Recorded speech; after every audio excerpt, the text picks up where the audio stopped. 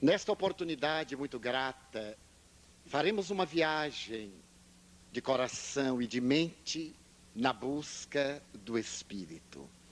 Conforme colocado, não se trata de uma análise dogmática, tampouco com qualquer vinculação à doutrina religiosa de natureza alguma. Faremos uma viagem na busca do Espírito, como realidade científica, hoje demonstrada em laboratório. De que maneira os investigadores de fenômenos parapsicológicos fazem a identificação entre estes fenômenos e os de natureza mediúnica? De que maneira? Né? E na casa espírita essa identificação é mais fácil ou de igual dificuldade? Na casa espírita é mais difícil, porque na casa espírita estamos abertos ao fenômeno e o aceitamos na credibilidade que nos merecem as pessoas. Na área dos fenômenos anímicos, que seriam os parapsicológicos, no campo dos fenômenos intelectuais, os doutrinadores e investigadores têm sempre uma atitude de consideração pelo médium, pelo sensitivo, reconhecendo que mesmo os fenômenos anímicos merecem muito respeito, porque se nós vamos atender a espíritos, é no secundário, se são eles desencarnados ou encarnados. Quando se trata de comunicações anímicas da própria personalidade do médium, cabe-nos atender para liberar esses clichês que estão no inconsciente e o fenômeno poder transcorrer posteriormente com maior clareza, com mais nitidez e com maior liberdade. Nas áreas da investigação, por exemplo, Richer construiu um quarto de 3 metros por 4, com uma única porta de entrada, colocava o médium Eva Carrière, ele, o general Noel, o filho do general que era marido da médium, 4 pessoas, portanto.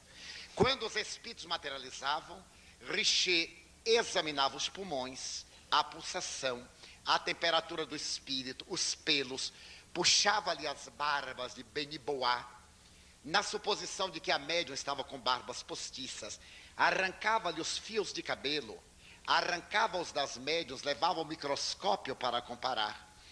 E quando ele testou todas as possibilidades de ser fraude e viu que era impossível, entre a médium e ele colocou talco no chão. Porque se a médium se movesse para fingir o espírito, ficariam as pegadas. Benibois veio, comunicou, se materializou e ao terminar, o talco estava intocado. Ele passou a crença de que era uma alucinação psicológica. Ele tinha sido vítima de um estado alucinatório. Levou um vaso com uma solução química de barita, levou um tubo de borracha, e quando Benibois se materializou, ele segurou a mão da médium de um lado, o espírito do outro, e pediu ao espírito que soprasse por um canudo de borracha dentro da solução de barita pura. Quando o espírito soprou, ele esperava um resultado químico, porque a barita, com o gás carbônico, produz uma reação tornando-se pardo embranquiçada. Ao terminar a reunião, ele constatou que não era uma alucinação, porque a água de barita tinha modificado a estrutura, estava com gás carbônico saído do pulmão do espírito, que não era o pulmão do médium. Crookes teve a oportunidade de medir o espírito Kate King, tinha horas que ela era menor do que a médium 4 polegadas, horas era maior do que a médium 6 polegadas. A médium era morena, Kate era ruiva. A médium tinha o pescoço com uma cicatriz, o espírito tinha o pescoço de gazela. A médium roía as unhas, o espírito tinha unhas bem torneadas. A médium tinha sempre o mesmo peso. Terminada a reunião, de 200 gramas a 250 a menos de peso, que era o ectoplasma que queimava. O espírito tinha o peso que queria em balanças elétricas. Ele tirou os fios de cabelo do espírito, pegou da ponta, foi até a raiz do cabelo e arrancou. Arrancou da médium e levou ao microscópio. Tirou um pedaço do vestido do espírito, levou ao microscópio para examinar e constatou que o tecido não era de fabricação das indústrias terrestres, Não havia máquinas tão perfeitas para fazer uma tecelagem daquela como a médium. A médium, às vezes, era vestida dentro de um saco e costurada. O espírito, em vestes evanescentes, deambulava para um lado para o outro, estendia a mão e tirava os objetos trancados dentro de um cofre forte e dava a crux.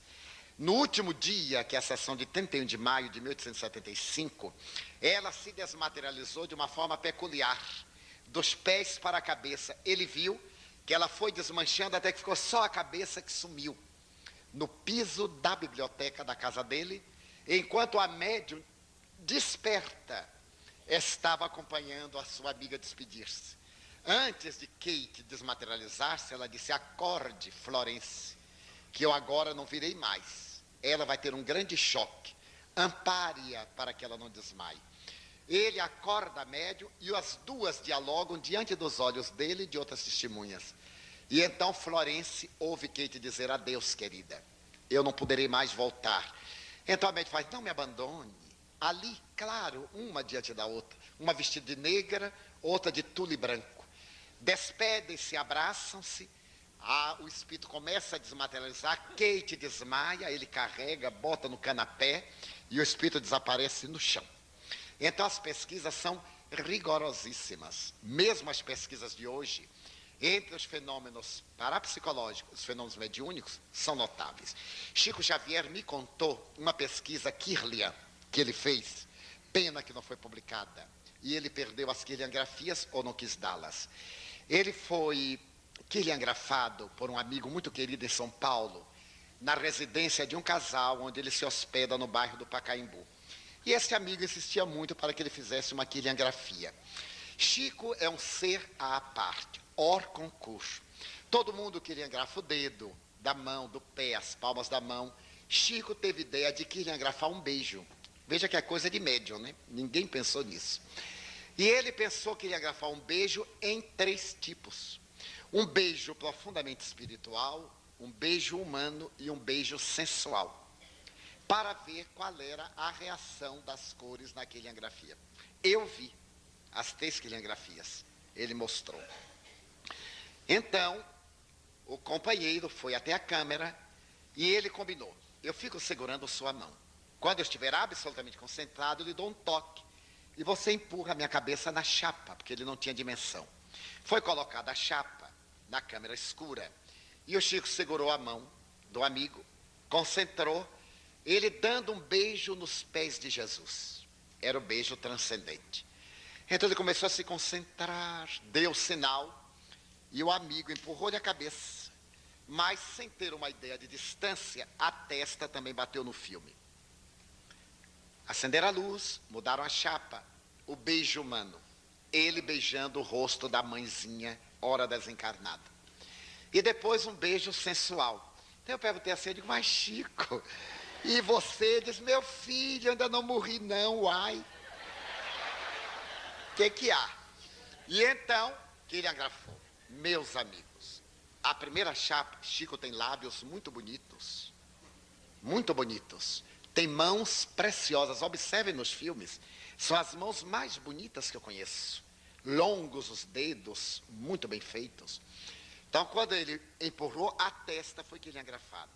Os lábios têm o maior contorno, muito perfeito, azul prateados, e parece que sai de dentro da boca uma figura evanescente. Mas a testa, quiliangrafou, ovalada, e aparece um ser, como se fosse Jesus, com os braços abertos, quiliangrafou o psiquismo. No segundo, que era o beijo materno, quiliangrafa o tom azul. E no terceiro, os tons vermelhos, que são a carne, as necessidades biológicas. Então, as pesquisas que estavam fazendo com ele alongaram-se. E pesquisadores de um laboratório de parapsicologia levaram 2 toneladas de aparelhos para medirem a aura. E foram colocando sensores como contadores Geiger para medir radiação, até onde a aura do Chico chegava. E esta aura atingia 20 metros, quando o normal são 2 centímetros. 2 centímetros. De quem tem, porque tem muita gente que não tem. Então a pesquisa é muito sofisticada. E os resultados são sempre sob suspeita para terem um caráter científico.